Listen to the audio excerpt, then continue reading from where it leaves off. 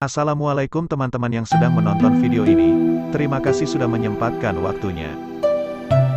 Sebelum kita lanjut, ada baiknya kalian makan dulu.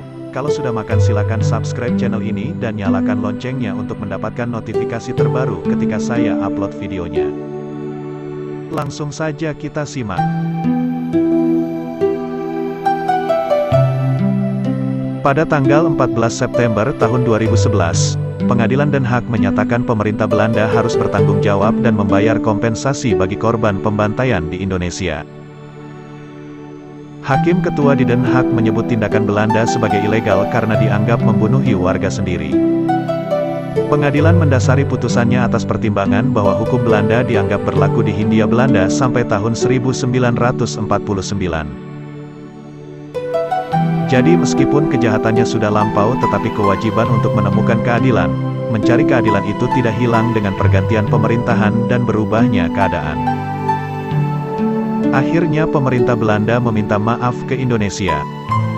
Ini terkait hasil penelitian yang menunjukkan kekerasan yang dilakukan tentara Belanda ke rakyat Indonesia dalam perang tahun 1945 sampai tahun 1950. Penelitian ini mendorong saya untuk mengulang lagi permohonan maaf, di sini dan saat ini. Atas kekerasan ekstrim yang sistematis dan meluas yang dilakukan Belanda pada tahun-tahun itu dan pandangan yang konsisten oleh kabinet-kabinet sebelumnya, kata Perdana Menteri Belanda Mark Rutte.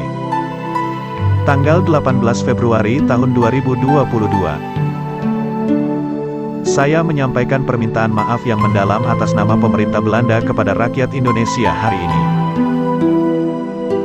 Rutte menyebut tahun 1945 sampai tahun 1950 adalah lembaran hitam dalam sejarah negaranya. Ia juga menyebutnya babak menyakitkan dalam sejarah. Ada sejumlah alasan menjadi dasar di balik fakta pembantaian yang dilakukan Kapten Westerling dan pasukannya. Salah satu alasan pembantaian Westerling disebutnya sebagai kebijakan pemerintah kolonial Belanda dalam menyiapkan pembentukan negara Indonesia Timur, NIT. Negara bagian NIT adalah satu dari sejumlah negara bagian bentukan Van Mook. Untuk menunjukkan bahwa Republik Indonesia yang berpusat di Yogyakarta tidak mewakili aspirasi seluruh penduduk Hindia Belanda. Belanda menggunakan berbagai cara.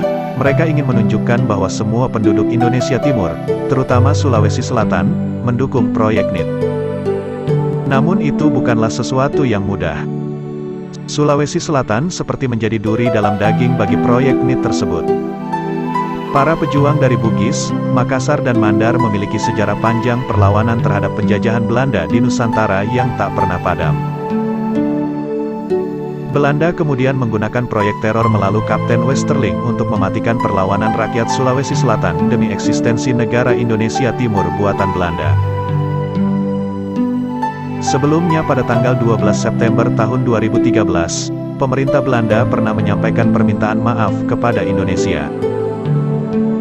Permintaan maaf atas dosa pasukan Belanda pimpinan Kapten Raymond Westerling, yang telah membantai penduduk Sulawesi Selatan dalam kecamuk Perang Kemerdekaan RI selama tahun 1946 sampai tahun 1947. Selain permintaan maaf, pemerintah Belanda juga diketahui memberikan kompensasi senilai 20.000 euro atau 301 juta rupiah kepada setiap janda korban pembantaian itu.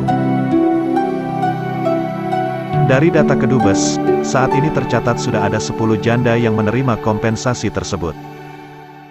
Mereka merupakan sebagian dari para janda korban yang pernah mendatangi pengadilan Belanda untuk meminta ganti rugi.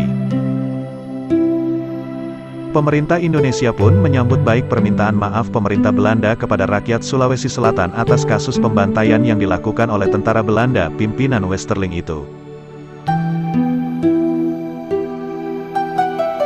Terima kasih kepada kalian yang telah menonton video ini. Jangan lupa tekan tombol subscribe-nya. Dan nyalakan notifikasinya untuk mendapatkan video-video seru lainnya dari saya.